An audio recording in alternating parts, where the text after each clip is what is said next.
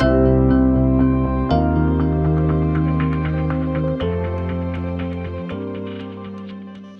to Culture Couch Live, first one for 2022. So I got Woz, how are you, Woz? Carly, Merv, how you all going? G'day, Ruzi. Hi, Ruzi. Carly, what's up? Excellent, excellent. Hey, we're going to reflect a little bit on the break, so we won't go into it straight away. But we all probably did a little bit of personal development. I guess, particularly in Australia, it's a good time because typically people tend to take, a month off minimum sort of thing. So it's a good time to connect with family and also personal development. I know we all enjoy the podcast, a bit of reading. But Murph, we had a really good conversation and you put us onto a fascinating podcast and some really good content. Do you want to open up with that and we can sort of dissect that a little bit over the next 15 minutes? I can do that for you, Ruzi. But yeah, one of my favourite things to do is to go for a long walk on the Torquay/Janjuk Beach and listen to podcasts. And over the period of the break, I might have even been just before, listened to James Clear. He wrote a book called Atomic Habits. It's fantastic. It's a really practical book, and I recommend James Clear's work to anybody about how to build habits. And one of the key things he talks about is and you talk about this a lot, Ruzi, in your keynote as well, is around making sure we're focused on the process, not the outcome or the goals. And around New Year's, everyone says, "Oh, I get it. What's your New Year's resolution? When you come back to work, what are you going to do? What are your goals for that?"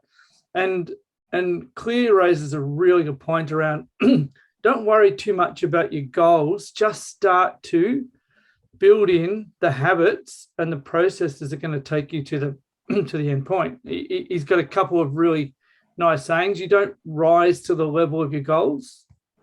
You fall to the level of your systems and processes. Mm-hmm. So if you haven't got the right systems and processes in place, it doesn't matter how good your goals are, then you won't be successful. And then the other, just to finish off, the other thing he talks about is every action or behavior is a vote for the person you want to be. Yeah. So if you know the process and you know what you're trying to achieve, you can just slowly build little habits in to make sure that you get to the point you want to be. So yeah, it's really interesting, and it absolutely reinforces everything we talked about. The process is what counts. If you start looking at the scoreboard or the end goal, then you end up veering off, and who knows where you land. Yeah, it's interesting, Murph, because I've been in a goal-orientated business for the best part of 40 years. I've always been, skeptical is not the right word, but I've always found it funny when people come in and talk about goals, et cetera, because it's sort of, to me, it's almost like, well, if I don't get that goal, what do I do? Give up? Or if I get it, do I just stop, sort of thing? And I really like the way he articulated about the systems, and certainly going to Sydney and coaching Sydney, and I know you at Geelong and what we're trying to do at the moment with the teams we're working with, it's all about the systems. Woz, I want to throw to you, because even as an individual, when you and I met probably 5 years ago, I reckon you're a dramatically different person now based on your systems. Is that a fair comment? You've obviously had goals, but so this not only relates to business and team sport, but I think it really relates to, as you said, Murph, the person you want to be and your actions. And I reckon you're a really good example of it, Woz. Do you want to talk to that? Yeah, I'm a completely different person. I think the first part, the first thing to say is it's easier to give something up than start something new. And I think that's the fundamental part of why a lot of New Year's resolutions fail. But there's also that the statement that ultimately the definition of insanity is basically continuing to do the same thing and expect a different outcome. And so for me, I think like just the personal side, the expectation that I will continue to do what I've done before and things will change on my behalf, and I'll get better, or I'll be better because just through pure brute force or achieving a goal or trying to get a specific outcome that change will happen. So for me personally, I tried to instill habits, like daily habits. And the first part of daily habits is keeps you in the moment. So it keeps you present, grounded, actually in the process. So you look at sort of meditation or being happy in general, being more present is the first thing that's required for you to really understand where you're at. But I keep going back to my book in our meetings, but I've got my gratitude journal here that I use every day. And it's become habitual for me. It's actually, I used it before I read the Atomic Habits, and I realised that I was actually living out and breathing the framework of Atomic Habits on a personal level. So 4 things that I have to do every day. I do an exercise, I do my meditation, I'm consuming a lot more water, but I also have my nutrients or my health or my diet in place. But the other thing I do is I reflect on what I'm grateful for. What am I happy about? What's actually working in my life? What am I getting enjoyment from? And what the big one around the gratitude piece is, when you start to do that during the day, just innately, you start to identify things that you're enjoying in the moment. So you become more present by doing so. It's a really powerful habit, but a lot of people just go, okay, I'm not going to do that because I don't have time. I don't have the 5 minutes to do it. I don't have the 10 minutes to do it. Like it doesn't take long. Even for meditation, people expect you got to sit down for an hour. You got 5 minutes, or exercise. You've got 10 minutes. You've got 10 minutes. So reflecting back that you don't have time is the big thing I think people defer to. I can't start that because I need a lot of time to do so. So I'm completely changed, but I needed, I guess, the triggers and support from yourself and Tammy and that to do so. It's been really powerful for me. I think Woz makes a good point there, Ruzi. Sorry, just to jump in, but he talks about James Clear talks about a guy that was trying to lose weight. He was grossly overweight, and he used to drive to the gym. Yeah. And then come home. Yeah. And he did that for a week. So all he was doing was building the habit of then he'd drive to the gym and he'd walk in, and then he'd come home, and then eventually started to exercise for 1 minute, 2 minutes. Yeah. But what he was really doing was building the habit. The hardest thing is walking through the door. And so I think Woz's point about don't start too big, just start with, and then grow it. I think it's really important. And I think the goal, and I talk about this a lot, just be better than you were. Don't compare. Too often people compare themselves. Let's say if you're going to run a marathon or you want to lose weight, or, such and such has lost 20 pounds. Doesn't matter what someone else has done. And I think that's the biggest problem with people not getting started, Murph, to your point. It's just be better tomorrow than you are today. Yeah. If that's 10 push-ups, then the next day it's 11, or do 10 again. Suddenly multiply that over 356 days by 10 push-ups. It doesn't seem, that significant. And I think he talked about in relation to reading a book or gathering information. It mightn't be that significant to read for an hour a day, but multiply that by 356 days, and that's a lot of information. So it's really, I want to, Carly, now bring it maybe a bit to the workplace, because I hope what we don't start to see in Australia with more COVID cases is people putting off their system. And we're very much about the system of culture, because I guarantee what will happen is they won't put off their budget meeting, and they won't put off their projection of we want to make X amount of sales. But I'm really worried that they might put off their system of culture. Is that a fair comment? Yeah, absolutely. Because I think we've gotten into the routine when we knew that we were in a form of lockdown. Everyone started saying, okay, we're okay to get on with it because we know we have to. Whereas, coming out of Christmas and into the start of the year, we're now in a little bit more of limbo, which is really disruptive to workplaces, because we're actually not sure whether we're going to be going into the office or we're going to be working from home, and what that looks like in the next couple of months. So, everybody hopes that we'll be getting the teams back together, and everybody hopes we'll be, collaborating and building relationships and back in the workplace. But it is unknown right now what that's about. So, you're right, Ruzi, that hesitation, what we're seeing is people postponing. And so once we postpone, we don't get to work on these habits, and we don't start the processes and the systems. So, you know, leadership is an ongoing thing, and leadership has to become a habit. So, you know, for people who are, you know, building those connections and working on their behaviours, it has to be a constant thing that builds that culture, and that's what we encourage all of the time. So, it is really difficult with that unknown, but we absolutely want to encourage people to get started. And I think we've become very good at a hybrid scenario, and we've seen our programs work really well online. Probably surprised us really how well they've worked online, but we know now that we can do that hybrid scenario. So it is much better to get started and to start to build those habits and start to put those habits in place, and we can help our clients with that for sure. I think that's a big thing, Murph, isn't it? We now, it's an excuse now. I think probably 12 months ago, we were all thinking it's a reason, you know, like COVID's a reason we're not in the workplace. But having seen it work and having seen a lot of the companies develop some really good habits, it's an excuse because we know that it works. Now, it might be slightly different, and we talk about it all.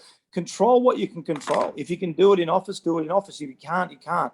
But I can't stress enough after listening to James Clear, if you've started to develop the habits, don't stop now and use it as an excuse. Yeah, but even more than that, Reggie, when you get periods of uncertainty, it is the time when leaders need to actually step in and say, okay, what are our values? What do they tell us we need to do right now? And give the people certainty. And I think now, I think it's almost as uncertain as it's ever been from a, do I go out? Do I not go out? Like, you know, I think you and I were talking about it this morning that I went out for dinner the other night, and the guy came over and said, thanks for making the effort to come out. And I was like, and this was a good restaurant. And he said they'd had 32 cancellations the night before. So I think it is an uncertain time, but I think we have to give our people certainty. And as Carly says, whether it's online or whether it's hybrid or whether it's in person, let's just get started and give people the confidence and the certainty that they need in order to come back and feel good. And even if it starts small, but don't just let it happen, which is what you're saying. Because if you don't take the chance out of it by putting some boundaries and some frameworks around it, then it will evolve and it can pretty quickly change if in an environment like we currently sit in. But it relates to this learning that we're talking about. So listening to podcasts, you know, finding things to help yourself grow and help yourself develop. You know, that's usually the thing that's last on the list. It's like, okay, I'll get everything else I need to do done. I'll tick off my to-do list. And then if I get time, I'll get to the podcast, I'll get to my learning, I'll get to whatever. But that's what we're saying. We're saying that you've got to make time for it. You've got to put it in the diary. You've got to schedule it. And find ways to build those systems in. And what we've done at PBD is that we've started sharing the podcast, we've started all listening to them, and then finding a time to come together and talk about it. So for us, that makes sure we build it in. So we've got that system in place now where we come together and we discuss, and that helps us all achieve that goal, which is what we're talking about, I think. And I think with the sessions to your point, I mean, the system is the session, but you can build within those systems. You talk about gratitude. Yeah, we always start off with a bit of a gratitude. What are you grateful for? So around your cultural systems that we can provide, I mean, some of the conversations we've had through the last sort of 6 to 8 months with the staff that hadn't met each other. So you can open up so many avenues for even conversation. Yeah, the stories that we do, the profiling. So what happens within the system is so invaluable, isn't it? Yeah, and I think it carries into, like I said, I just reflected again, being back to myself, the program and system and infrastructure that we build carries into people's personal lives. Like Jez and I talked about the Christmas sit down, your Christmas lunch check-in, and you have your gratitude, what are you looking forward to, and all that sort of stuff that we do in our programs carries into you being a better person in life. So I think, and that especially now in this in the 2022, the migration of staff from one company to another, the requirement as leaders, as business owners, is to ensure that you have the best, foundation to keep your team together and keep the business together. And without having this infrastructure, the risk is really high that you're not doing enough to have your team feel connected, feel engaged, and want to stay within their current role. And I think that this year is going to be more so impacted by this than any other, I think.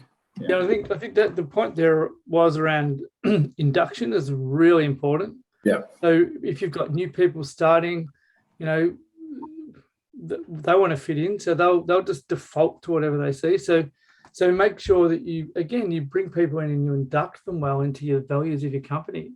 And you don't have to use PBD either. Like, just get your people together and talk about what's working, what's not. How does this year look? Just make everybody feel comfortable and safe, and get them talking and sharing. And it's amazing how powerful that is. Yeah, maybe it's a good way to finish, Murph. And I was going to finish off by asking each one of you, what is a system, whether it's a personal system or a business system, that you could recommend? Because what he talks about is just daily habits. What's a really simple system that people could implement, as I said, either in a family, personal, or in a workspace? And maybe, Carly, I might start with you. I'm not sure. Like, I think I just always think of the kids, because, they don't have their habits and their systems. They don't know what's right and what's wrong. So everything they see us do becomes a habit for them. Yeah.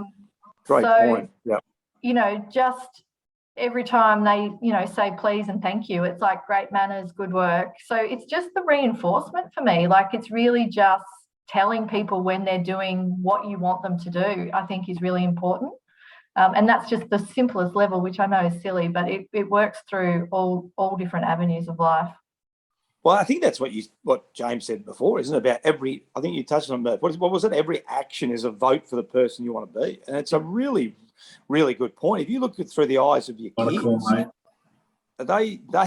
it's amazing what they pick up and what they see. So every action that I do or Tammy does for Dylan and Tyler and everyone on this call for their kids, it's a really good, simple point. Murph, I'll throw to you. From a personal, I'm just really strong on exercise every day. So making sure I schedule, that's a habit. From a business one, I would just talk about scheduling in meetings and not letting them get sidetracked or postponed. So keep them sharp, and practice your gratitude and check-ins at the beginning of each meeting. Yep.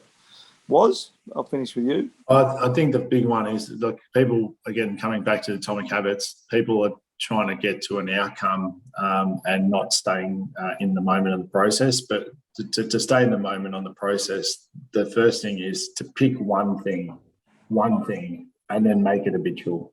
Don't try and do 50 things, because one of them will break down, and then all of them break down. So when I started mine, it's just trying to get that one thing, make it a habit, and then you'll go, geez, I can do that. So adding another becomes easier. Yeah, and I know we'll finish off, and maybe I'll just finish off on that. I agree. I think that, as I touched on before, from a personal point of view, compare yourself to yourself. Don't compare yourself to anyone else, and just get slightly better each day. All right. From a business point of view, Murph, I like what you were saying, is have your schedule set, because you can always take meetings out, or you can always say to people, I have the afternoon off. That's what I learned, particularly when I was coaching the Swans. But it's hard to add something in, all right? Because you're going to be busy, Carly's going to be busy, and Waz is going to be busy. And we're probably a good example. Yeah, we will often, maybe we'll lock a meeting in, but at times we'll say, no, we can't do it. But it's really hard. We had a really good example that Tuesday, didn't we? Where Waz had to go and get his car service. Yeah. And we thought about calling the meeting off, but Waz was great. He was flexible enough to say, I can hotspot it. Yeah. So we actually shortened the meeting, but we did it, and it turned out to be a really positive meeting. And I got a chili scramble in, and so I had a chili scramble before, and it was delicious. And he got his car service. But you're right. If it's in there, you're more likely to do it. I think the hardest thing for people, and that's what I learned from footy. Footy is such a system-based. Like Monday morning at 8 o'clock, 8:30 we do this, 12 o'clock we eat, 1 o'clock we train. It's all in there. That doesn't mean every week we do it all, but it's in there. You can take it away, but it's really hard to add. So get your systems set, okay, and be flexible, but make sure they're set. That would be my big thing. And keep working on it, daily habits, incremental, and I think that's the way to go. So hopefully, some really good tips to start the year. So well done. Thanks, Woz. Thanks, Murph, and thanks, Carly.